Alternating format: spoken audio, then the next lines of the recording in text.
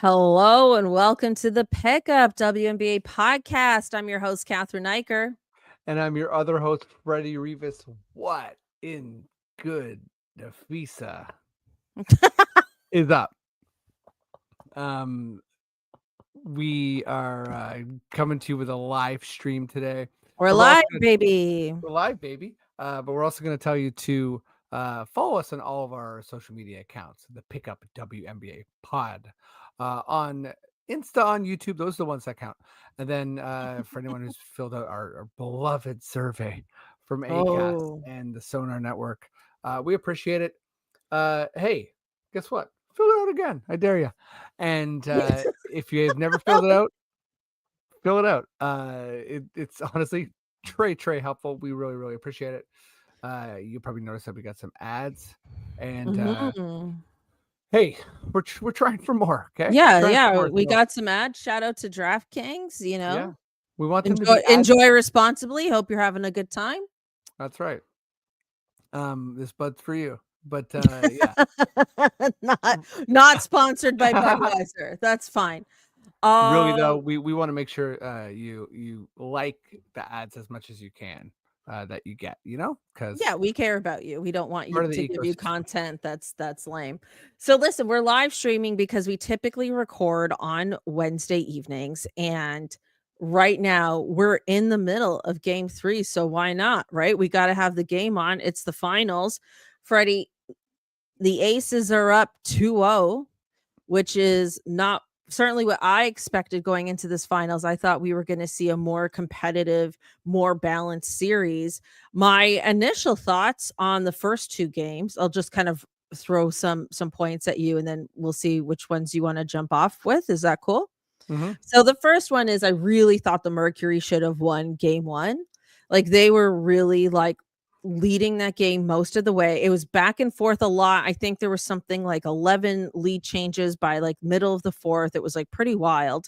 And then just in those last few minutes, the Aces made that run and you had those unfortunate missed free throws by Alyssa Thomas and then they just weren't able to recapture it. And I just feel like that was the game for them to win. And then game 2 is essentially a blowout. The Aces led that the entire time.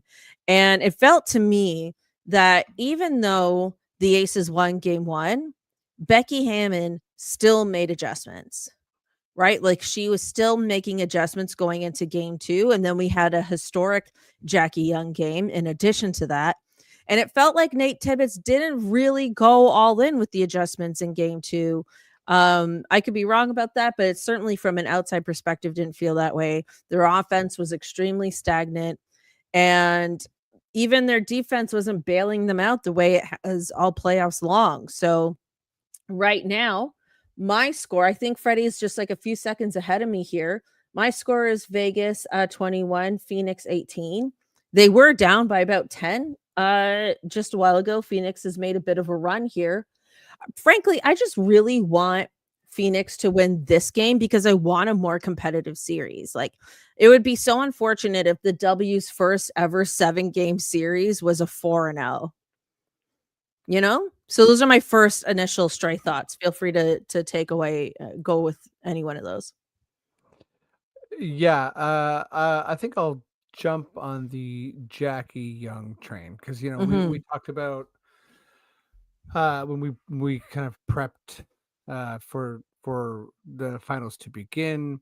We talked a lot about how my take was basically like it's not that much more complicated than Asia being the best player in the world and playing at such an extraordinary level that was going to be the deciding factor. But like in that, I still had this as a 6-7 game series for sure. And Mhm. the Aces took care of business at home, sort of thing. So I do really feel like Phoenix, yeah, it's an absolute must win of a game. And with the Aces role players showing up, you're gonna lose this series if that's what happens. Like just like Absolutely. game 2, Asia 28 points, 14 rebounds, 3 assists, a steal. Um, and basically shot 56% from the field. Like that's so incredible. But okay, then what? What else happened? Okay, Jackie Young, 32 Has points 32. on 60% shooting. You've lost that game. Like Yeah, you've you've lost. lost every game. Like if that's sort of like what the other contributions, and then also Chelsea Gray 10 points, 10 assists. You're the Aces are doing too much of what they want to do. Clearly, Absolutely, I right? completely agree, and in addition to all of that, we've got Jewel Lloyd playing some of her best games of the whole season in these finals, and so I think, like, when I was going on my little swerve and saying, like, "Hey, like, Phoenix could win this," I was kind of going based on the fact that traditionally, the Aces have had to rely so much on Asia Wilson, and we've seen them get fatigued over the years when they get to this point. We've also seen them win at this point. Obviously, they went to championships back to back, but we've also seen them get fatigued. And I just thought Phoenix's defense is so intense, so strong that if they're ever going to get fatigued against any team, it's going to be this team. But all of that being said, to your point, Freddie, none of that counts on the fact that every other player on this team is going to step up to the degree that they have. So I agree. When Asia's on fire like this, as well as Jackie Young, as well as Chelsea Gray, as well as Jewel Lloyd, yeah, they're next to impossible to beat. To the point where I wonder, even if the Lynx were healthy and they got to move on, if they could have beat this version of the Aces, because this is the version we've been waiting for all year, and they've arrived at the most perfect time. Yeah. Other factors here: 17-8 for the benches. Yes, So big that's factor. Thank you for bringing that up. yeah. You got Jewel Lloyd, right? 9 points. Such a Mhm. big decision for her to come to the bench. Dana Evans has been just out of her mind. Huge. That's Um, right. only 5 points in game two, but obviously game one was amazing. And then Gustafson 2 points, but with 12 minutes. But I think the key players here, like, Kalani Brown played 4 minutes and got a bucket. So that's like whatever. But you're looking at Catherine Westbeld playing almost 17 minutes, 0 points. Sammy Whitcomb playing almost 14 minutes, 0 points. DeWanna Bonner playing 23 minutes and only getting 4 points. Four Mhm. 4 points, Mhm. 1 rebound. That's bad. Mhm. And then Kiana Williams, again, 4 minutes and 2 points. So really, I'm looking at Westbeld, Whitcomb, and Bonner, and that's your eight woman rotation, and for them to kind of provide so little scoring off the bench, you're giving your starters no relief. Mhm. Because if like Satu, great game. Copper, great game. Yeah. Scoring wise, efficiency wise. Alyssa Thomas, you never, she was efficient and sort of did her well-rounded thing. Did have a bad plus minus, but yeah, Well, it's Copper. almost like the opposite has happened where, like, you know, I was looking at the Aces like, "Oh, like, is the rest of this team gonna step up?" And then now it's almost like the Mercury are relying so heavily on their big 3 that they don't have the support that they need to get through and win some of these games. So, that's kind of an interesting dynamic I didn't necessarily expect, but also frankly, as somebody who doesn't really have like, I'm not necessarily a homer in all of this. It's so exciting to see the Aces dominate the way that they have and to have not just a win, but like historic wins. Oh, big time. I think the first win was like, okay, this is tight. Second win, they were just really in control. Mhm. That's certainly not a blowout, but Phoenix needs to, yeah, just it's a must win in every possible way. Okay, Freddie, I have a question for you. Sure. Do you think Jackie Young could win finals MVP? No. Not even a little bit. I just think that, like, not Because you only know how finals MVP sometimes goes to yes. like I like know. the second or third best player sometimes. So I thought I'd throw it at you. I didn't mean to Didn't be so. Chelsea Gray one get one? I'm not just making that up. Did she? I'm gonna I got Google this. We're yeah, yeah. live, baby. I'm gonna Google this. Yeah, okay, so I didn't mean to dismiss that question so fast, but I I think don't care.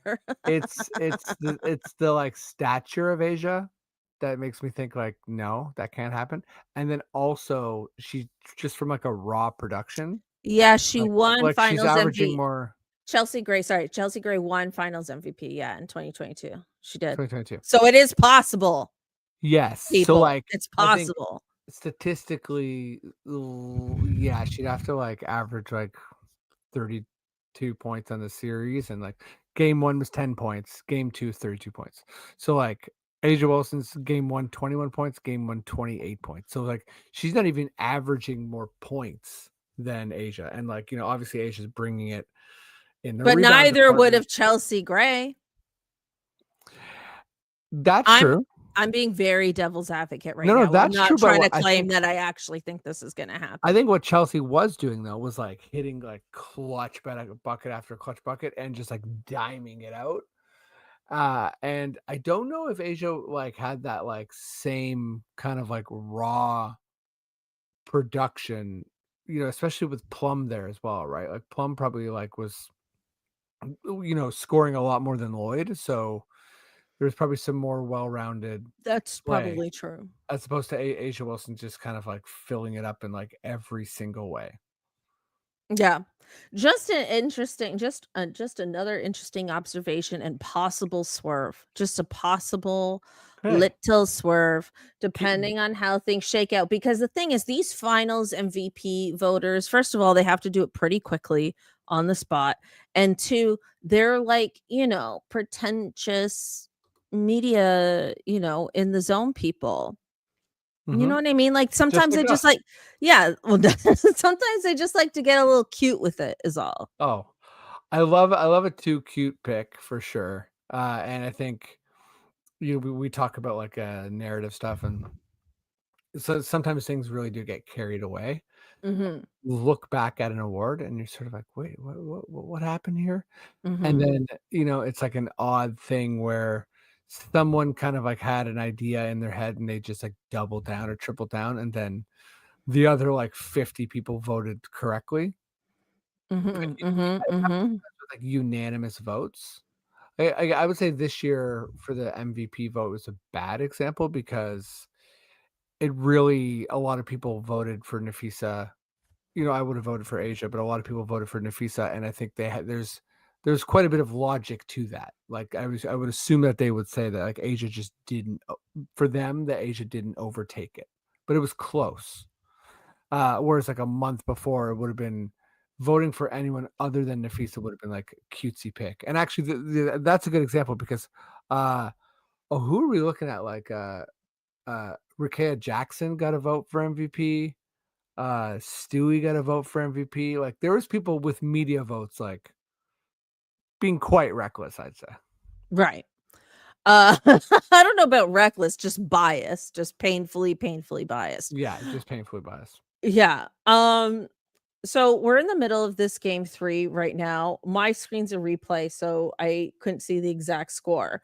But do we wanna get into the latest with Nafisa Collier and Kathy Engelbert right now? Yeah, Since our last week. Okay, so my screen says it's 29-26 Vegas, and, Alyssa Thomas is at the line. yeah, Second quarter, 8:29 mark. yeah, it's Okay. pretty tight. Pretty tight, which thank God. Like, I just want a good series, honestly. But, okay, so let's recap. So since last week, essentially what has happened is that there was supposed to be another meeting between Nafisa Collier and Kathy Engelbert. Nafisa canceled that meeting. She said their relationship was essentially irrevocable, that they would not be able to reconcile their relationship. That meeting was canceled. It is becoming increasingly more and more likely that Kathy Engelbert is going to be on the outs, although that has not yet happened as of this recording. Also, kind of random, but maybe not so random. Nafisa Collier was at an event with Kamala Harris, Mhm. and they were on stage doing like a bit of a Q&A together. And Nafisa was talking about, just how she just felt like it was really important for her to say what she said, regardless of the consequences. That it was important for her to say what she had to say. Kind of wild that she was saying that to Kamala Harris directly, but I love it. I mean, I think for me, like, as like I absolutely support Nafisa. I support the players. You and I've always been player forward and player empowerment people. My only sort of like kind of question mark was, I wonder, I get why she canceled the meeting, but a part of me is like, well, you're representing the whole league. So I don't, it's like hard to see from an outside perspective if she actually had like an okay from all the like from at least a large number of players to cancel that meeting, or if she was just like, no, I'm done, canceled. Because I feel like, as much as I do side with her, I absolutely side with her. There is this part of me that's like, oh, I would have still liked to have seen this meeting happen though. And I think that's because I come from a place of like absolutely no leverage or privilege in my life, that I just have to work with people I don't like. You Mhm. know what I mean? Like, I have to work with people I don't like all the time. So to me, it's like, oh, like, I want to see you show up to this and just and then reiterate your points or say more points or just give her hell face to face. Whatever it's gonna be. But I just feel like there's this part of me that wishes that meeting still happened. That's just me though. So I'm wondering where I should jump in here first because I feel like the meeting. Maybe I'm focusing on something I shouldn't be focusing on, but that's just like what my instincts are telling me when I first read that. So I think the meeting to me is an extension of the media storm and the frustration. I think for Mhm. Nafisa to go to this meeting after all of this would strikes me as a lack of follow through. Like I don't really To I think actually go to it? yeah, like I don't think she Oh, can. okay. See, 'cause I was thinking the opposite perhaps, I just don't think you can trash someone that hard and then and go to the then meeting? yeah, like it's all the articles and everything is just like the term scorched earth is being thrown around, right? So I feel like Yeah. you don't scorch the earth and then be like, let's meet and let's hash out the details. And I think another part of it is, um, if you're Nafisa and you're part of the bargaining group and you are Kathy, which I was just actually talking with my father-in-law. Do we know Kathy's role in the bargaining? Because I'm assuming that the players have a rep and the owners have a rep, but Kathy herself like wouldn't be at the table, correct? Like Oh, the I thought she would be.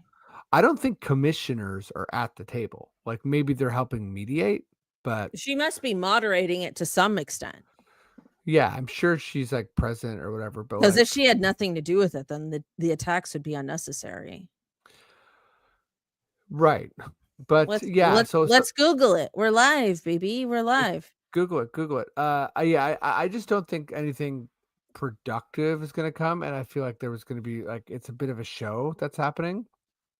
Another thing that, Wait, sorry, can you elaborate on that? What do you mean by a bit of a show? well, I think there is the kind of like stated frustrations and concerns, and then I also feel that there's the context of what's happening. So obviously, people are starting to focus on Nafisa and her partner running Unrivaled, right? Which, some people have said is a conflict of interest. I'm more on the side of I think that in the end, that league is like a 3-on-3 league is not going to compete with the WNBA. Like, I just don't really see it. I Mhm. don't think that they really want to. And I feel like the problem, as I said last week, is the players not getting paid enough. So I think that's the bigger issue. But For sure. as far as the show, I thought a lot about this after we talked last week, and I won't bring up other non sequiturs as comparisons, but I think that in bargaining, you want your message out there, and I feel like like I talked a lot about the refs last week, and the more I thought about it, the more I thought I feel like I understand the strategy. I feel like the strategy is to find something that the average person agrees on, which Mhm. is fuck the refs. And I Oh, think interesting. they led with all this frustration about the refs. Not that there's not real frustration about the refs and refereeing, but I think that is really something that is like a tangible sports frustration. Mhm. And any team, like every team, every player, every fan feels hard done by the refs. Mhm. No one is like, no fan base is like, yeah, the refs, they actually pull for us. Even if you're one of the teams that they do kind of pull for you, or, they've historically sided in your favor, you don't admit that. Like, you are the hero in your own story. You're an underdog of sorts. That's kind of how sports are framed, in my opinion. And anyhow, the refs are just like this natural adversary. So if you're Nafisa and you're the women of the W and you focus on that first, and then you go to like leadership is bad, we're not being taken care of. What you're doing is you're getting people to listen to you, and you're not leading with pay us what you owe us, which for a lot of I think for a lot of fans like me and you, we're like, yeah, pay them what you owe them.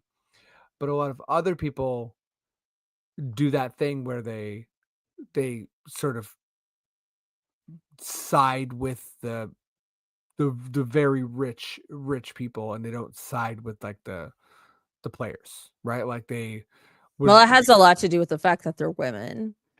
for sure, but like either like how many people like stump for Elon, right? A And it's like, lot of people stump for Elon. yeah, right, and it's like, A wow, lot of Elon. people love Elon. That's right, and it's like, wow, Elon isn't stumping for you. Like, he's not helping you, he's not taking Not care of even a you. little bit. Right, yeah, he's taking Um, advantage of you, he's dominating you, right? Like, and I think that a lot of people, they're there's this phrasing, I'm gonna butcher it, but uh it's something along the lines of like, there's like capitalism has the average person tricked into thinking that there's a world in which they could become a billionaire. And the idea is that if you're defending the idea of what you could maybe have one day. And all that to say is, when it comes to like owners of sports, I think people are so quick to take their side over the players in the W. They're so quick to be like, oh, you don't make money and you're complaining and you should be happy with what you have, and your league was nothing before Caitlin Clark, and just all that negativity is a baseline for a lot of average fans. So what this does is it brings those average fans in and be like, you hate the refs, right? And they're like, yeah. And it's like, the refs are like really shitty, right? And it's like, yeah. And it's like, we're not being taken care of. And it's like, oh, it's like, yeah, we have bad leadership. Oh. And I think that's sort of a bit of a rope a dope happening. So when I say show, that's what I've that's what I've been feeling. That's just sort of, this is the Freddy take. This is like what I think is like the deeper strategy well, here. I'm glad I asked you to elaborate. Thank you. Going back to a couple minutes ago, in CBA collective bargaining agreement negotiations, the role of a commissioner would typically be that of a neutral mediator or sorry, of a neutral mediator appointed by government or body, so in this case a board of directors, to facilitate discussions between labor and management to help them reach a mutually acceptable agreement and resolve disputes. So she is essentially a mediator. But I guess due to her very clear lack of relationships with these players, they don't want her to mediate it.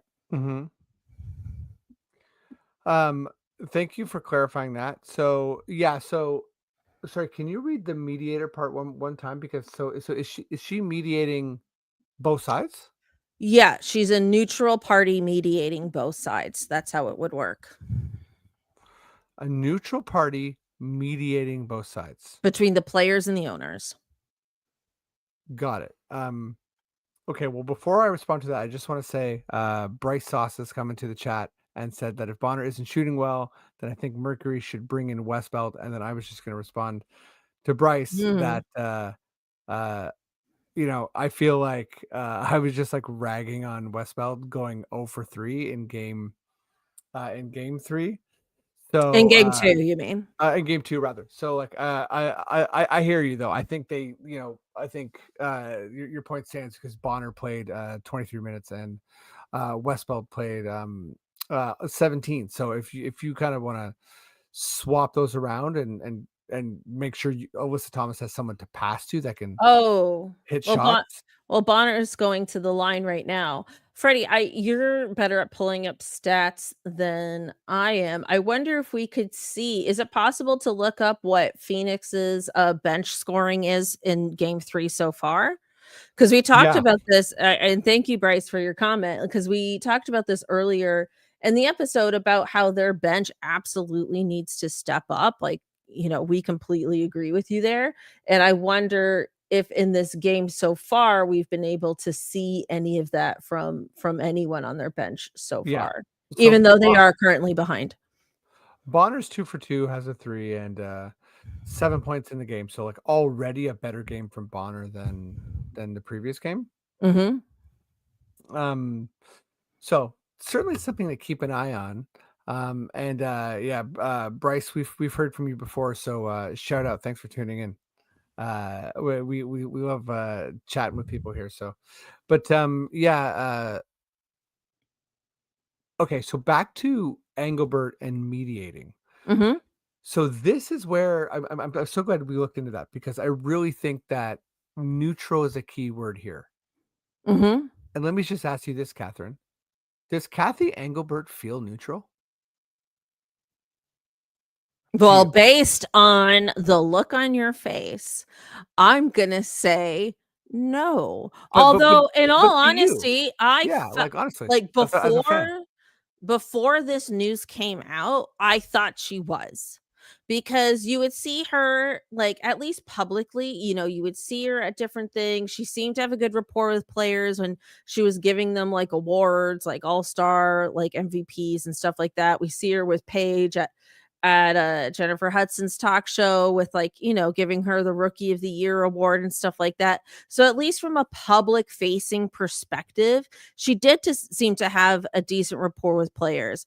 And from a business perspective, I mean, she's done some good things, right? Like, she renegotiated a media deal. That's how, in large part, how like us in Canada have actually had access to the For sure. WNBA. We didn't have Media access deals. to the league in years until, frankly, she came on board. And now with like expansion, which will also in turn lead to more roster spots for players, although we need more roster parts on individual teams. We got the chartered plane things eventually. Like progress has been made with her around. But Nafisa's comments were truly eye-opening. Like, there might be some people out there that go like, I'm not surprised, but like, we follow this league pretty extensively, and I can honestly say I was surprised by those comments, and I think they're really telling. And even more so by the fact that every single player who did speak out completely agreed with her. There was not a single person in this league that disagreed with her or countered her in any single way. So, as much as she seems to know what she's doing on the business side, she seems to have completely failed on the relationship side. And frankly, that's really unfortunate. Yeah. So I'm mostly with you because I feel like the neutral idea would mean like you're fully striving for the players, the league, and ownership. And one thing I read recently was that with these new expansion teams, right? They've basically gotten a cut. Like all of the owners have gotten like this expansion fee split up a million ways. And like that's not, that money is not going to the players. Mhm. So that's hard. Like, I think if you're a player and you're like, holy shit, like, this franchise is coming in, like Tempo's coming in, Valkyrie, whatever, and all this money's coming in, and it's like we're not getting that, and we're just expected to be okay with getting more money when the new deal is signed. And chartered flights took a long time to come. Roster expansion still is not present. So I think they're really trying to make sure that they have someone at the table who they feel like is representing them more. Of Um, course, absolutely, couldn't agree more. and Bryce came in with it doesn't look good too when you mispronounce names, and it doesn't look good when you accidentally mispronounce names and accidentally make phone calls to the wrong person about all-star events. Yeah, that doesn't look good at all. Like that. I'm trying to think who was Bryce. Who was the mispronounced name? Like who did Engelbert, like whose name did she mess Oh, up? and speaking about mispronouncing names, uh, Stephen A. Smith, when he Oh, Stephen A. decided to talk Smith. about this, Oh my couldn't god. even pronounce Nafisa Collier's name. He kept calling her Nafisha. And it's like, how are you going to have such Yeah. strong opinions on this league to tell the world that Kathy should be fired and you can't even pronounce Nafisa? Like, now I just said it. Stupid Stephen A. You can't even pronounce Nafisa Collier's name. And Bryce is saying Natalie as far as the mispronounced name. Wait, Natalie who? I don't feel Uh like I knew this at All-Star? yeah, who what's the full name, Bryce? Sorry, I know we're basically talking to what you know what, Bryce? We're gonna send you the link. Hop on the pod. But no, but first of all, I mispronounce names, right? So I'm a stutterer. I mess shit up, but I think that We're there's also not the commissioner of the league. we're not the commissioner, but to me there's an Oh, Natalie Nakase. Oh, okay. right. Thank you, thank you, thank you. Yes, Yeah. yes. Yeah, that's rough. Um, but yeah, I think it's an effort thing, and then on top of that, back to Stephen A. Smith, there's times where you just like add letters when like you're not even reading the name. Like if you read the name and mispronounce it, that's one thing. But like Nafisa turning into Nafisha, it's like there's no H. There's no H there. You're just throwing shit in there. So my brother's names are Francisco's the oldest, Miguel, then me, then Thomas. And Miguel, there's something about Miguel that it just throws people. It's thrown people Oh, my whole really? life. One time we were on the same soccer team and people called him, or the coach called him Mangquel, like Mangquel. Just like That's hilarious. really saw Miguel and just panicked, man. Just Have you have absolutely. you have you ever had your name mispronounced? Like, has Uh, anyone ever mispronounced Freddie? Freddie, never. Not even Re once? I've had not my for name mispronounced, which is pretty wild because I mean, Catherine is one of the most common names on the planet, but it has a different spelling, and I think that throws people off. Freddie's just such a like old common name. I think most like I guess maybe some Yeah, it people is. mispronounce it a bit, but Revis, I get Rivis a lot, but that's like Oh, okay, sure. Yeah, yeah, it's the Latino thing, you know? yeah, Um for sure. Okay, Freddie, 46, 41, aces right now, about 140 left in the second. We were gonna hang on. Oh wait, Bryce says, I'm sorry, need to clarify. She mispronounced Natalie right. Nakase and accidentally called Gabby Williams when it was supposed to go to Sonia Citron. That's really bad. Yeah, thanks for the contributions, Bryce. We're gonna send you a link next time. That's absolutely hilarious. Okay, well, we were gonna do this until the half live here on YouTube, and for everyone, Yeah. thank you for joining us. Appreciate you. Freddie, with that being said, should we move on to our FFQ or Freddie's fun question? Let's do it. And I'll just say that This game's awesome. Phoenix is really in it, and Mm. I think they're doing a solid job of of settling in here. Satu 15, Alyssa 11. Um, so I think they're kind of they're chipping away, and Asia 17, like you can't stop her. So it's all good. I mean, I'm praying for a Phoenix win just so we don't get a full sweep. And And and AT was your pick for MVP. Yeah, I mean, she's phenomenal. I really want to see her win a championship, and I really hope that window doesn't close on And her. even though people have AT as a like a perennial MVP candidate, it still feels like she's really underrated.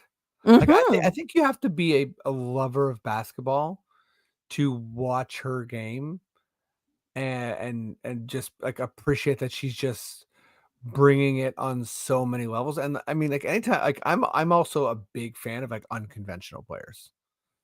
So Yeah.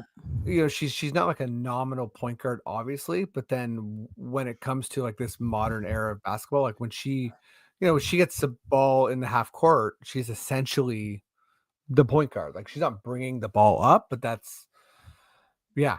And then And she's she can on a fast break, like, she certainly can, like, it for feels like sure. she's one of those players where she feels like she could play, like, almost any position on the court. Like, it feels like she could play anything other than center, but even if she had to play center, like, she'd bring it, like, she'd get a charge or something. Yeah. And Bryce also says uh that they really enjoy watching her play. And by the way, Bryce, I'm gonna throw this FFQ to you as well. So Okay, if you let's want to go. jump in here, because yeah, I mean, me and Catherine talked about doing lives for a while, and we're like, hey, we we're chatting with people online all the time, so I kind of love it. I you don't have Well, to, this but one was spontaneous. This was a spontaneous live. We didn't even get to tell our listeners last week we were doing this. it's So, true. Um, okay, FFQ, let's go. okay, here we go. So FFQ is there's a fan who is I mean in Vegas, so which that sort of makes a lot of sense already. But who's dressing and sort of like They're dressing up like Becky Hammond. dressing up Like, like Becky Hammond. yeah, with the hoodie and the blazer, and this guy's got like a little blonde wig on, and really showing up with the earnestness of a fan at Comic-Con. I Yeah, think is that's the the thing. best way to It's describe the it. spirit too. Like it's like they're not showing up being like it's not even coming across as like, oh, is this like misogynistic or something? It's like they're showing up being like, this person loves Becky and they love the WNBA and they're Yeah. kind of showing up and they're doing the thing. Okay, so my question, yeah, to Catherine, to Bryce, to anyone else watching on the live, uh, who is your celebrity doppelganger? And if it's a bit of a stretch, like how are you pulling the look together? What are you doing? Okay, so first of all, I mean, I don't think I actually have a celebrity doppelganger. I mean, I'm a 5'10", over 200-pound woman. There just aren't many of us who are famous. However, with There's that someone up being, there. There's got to be. I don't know who they are, but I will say what I would love to have so I could be a doppelganger is the Dijonay makeover. Give me the Dijonay Carrington makeover. Okay, Dijonay, come find me, or I'll come find you. Give me that makeover. Turn me into a baddie. Okay, like, and then I can rock it. And then I feel like with her powers, I could become anybody. But That's currently, beautiful. currently, no. Like the way she transformed, Natisha Hiedeman, wow. Like, she could have been the next Ice Spice with that look, you know what I mean? But me, So currently, right now, I would need a lot of help to look like a celebrity. Bryce says when I had long hair it was Aquaman. That's Nice. incredible. Wow. Bryce, I guess you're Well so done. Well glad. done, Bryce. Way to I love it. reveal. Way to reveal, buddy. Um, Now we so really now we really need to send you a link. yeah, man. Uh, Oh, hey, Thomas. Tombo Rivers. This is my brother. Um, Yeah. Matthew Lillard lookalike has entered the chat. Wait, who the hell is Matthew Lillard? Oh, you go look him up. Matthew We're Lillard. live, baby. Every time we Google something, we'll just scream we're live because if we're Okay, recording you this, know we can what? pause. This is hilarious especially because it's my brother. Yeah. I've never really thought about like who my brother lookalikes are. And Matthew Lillard, it's like it's not quite, but it's also not wrong. Like it sort of does look like Thomas, at least a little bit. When Um, Oh wait, I gotta throw in mine real quick. So like this isn't like really a celebrity lookalike per se, but when I was in college, which was obviously a long time ago, all of us like because I was in film school and like we were like a really awesome like close knit group, and we all had this like wall, like this like Bristol board kind of like corkboard sort of wall where we mhm, put up our celebrity lookalikes. Everyone had to have one, and okay. mine was the singer Nora Jones. Here we go. Nora Such Jones. a such a 2000s throwback, like, Everybody Google Nora you Jones. can't be under 35 and actually know who Nora Jones is, but that was the person we put up.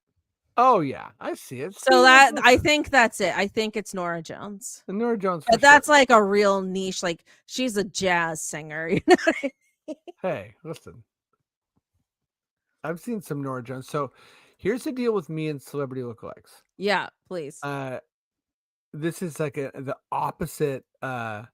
um the opposite of a flex, right? But I have a very skinny, narrow face. And what I've realized in life, when you have a skinny, narrow face like mine, uh, you're used to other people telling you that you look like people. And although what happens to most people is like, oh, oh, hey, like, you look like this person, or I saw this person, you look like them, or you look like a celebrity. And people are always like, no, I don't look anything like them. When you have a skinny face like mine, you do look like them. And it's really weird. My whole life, people have shown me pictures of people being like, you look like my This is friend. the most unrelatable problem I've ever heard. And yeah, basically, and then my brother said, I'm Beaker from Muppets, and he's not wrong. I do look like Beaker from I'm Muppets. so happy my brother isn't on this because he'd be roasting me like Oh crazy yeah, right you be now. getting you call him a shrimp in 5 seconds. Uh, He but doesn't know that the listeners of this podcast know that story. It's no I but anyways, I look a little bit like Justin Long. Okay, yeah, Um, I see it. I look a little bit like John Turturro, Okay, I like don't the know. older version of me.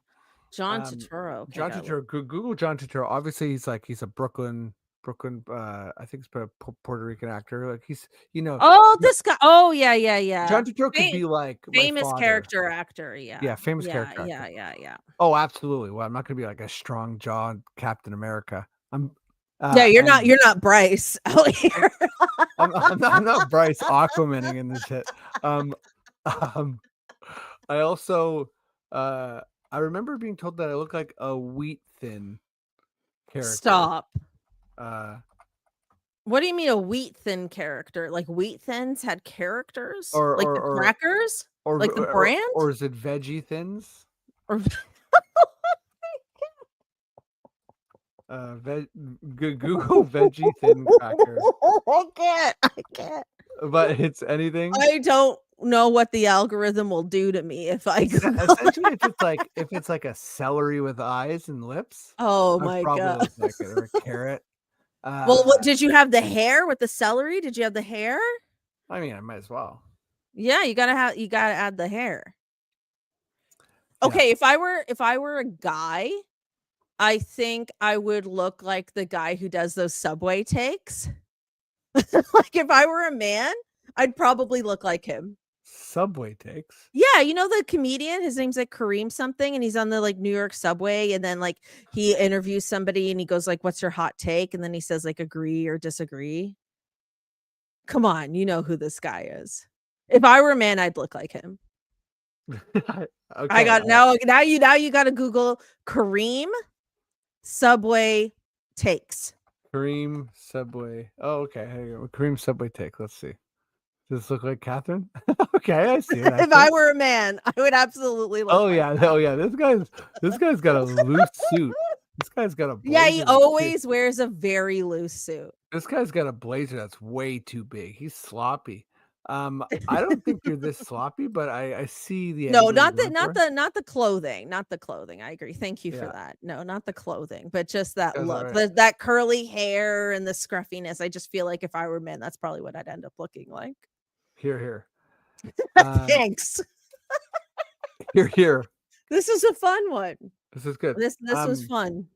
And by the way, Bryce said, for the future, remember the name Awa Pham might be the best international prospect since Lauren Jackson. Okay. Okay, Well, as like the person who is like the absolute that's high praise, obviously. gatekeeper of Dominique Malanga Island. I'm curious. I'm curious because, but yeah, I mean, I want more international presence in the W. But hey, Yeah, I mean, we should see if she's gonna be a draft prospect this year. Because that could Awa be Pham, interesting. Yeah. cool name Um, as well. Very cool name. Some players just have, like, the coolest names, and you're like, "Wow, you were just, like, meant to be an athlete." Like, Tahina Pow Pow? Come on. Yeah, that's What a pretty good. brilliant name for an athlete. Like, it's so Yeah. good. So good. But anyways, we should probably, wrap it up there, I guess, Freddie, right? Yep. 'Cause we're in halftime. We've done our episode. We're gonna go back and watch the rest of this. Go Mercury, give us a series. Thank you everyone for listening and tuning in. Appreciate you so much. We want to keep doing more of these live. So we got to do a better effort to just like promote the lives, let our listeners know when we're doing this. But we always record on Wednesdays at 8 o'clock. So look out for us on YouTube if you want to join us. Thank you again. Follow us, like us, leave a positive review, all that good stuff. Thank you again, and we'll catch you next time. Yeah. Catch you next time. Thanks, everyone. Thanks, Bryce. Yeah, shout Uh, out Bryce. Shout out thanks, Thomas. Thanks for thanks, joining us on the Thomas. chat. And yeah, Bryce, you'll be getting some Awa Fam content. So, but yeah, Boom. appreciate everyone who listens and supporting us and all that jazz. So, peace out. Enjoy the rest of the game. Bye.